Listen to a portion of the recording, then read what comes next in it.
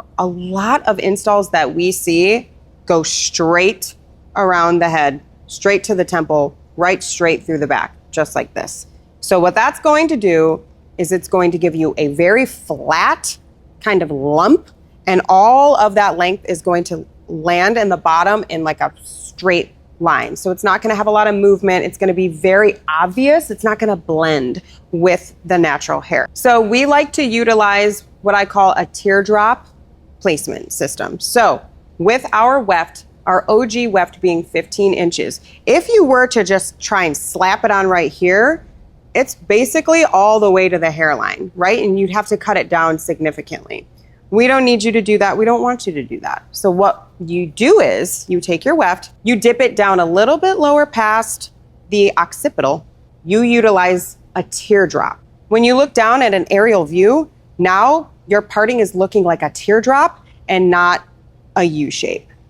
So what that does is it will allow this to get nice and close to the face, which will give you the veil of coverage here, and then it will come down nice and seamlessly to more of a V or a U shape at the bottom in your length.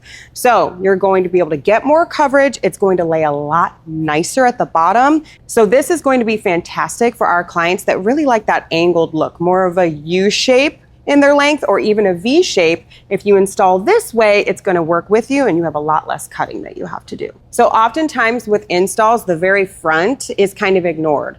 I think a lot of stylists are a little fearful to install too close to the face because they're afraid that the track is going to show. As long as you're installing properly, the Medusa Weft is made to get really high up on the head and really close to the face. If your weft, say, is only 12 or 13 inches wide and you're slapping it right there in the middle, it's going to end right here by the ears, and then all of this section right here is completely avoided of extension work, and that's what gives you that big disconnect, which makes it look like a mullet.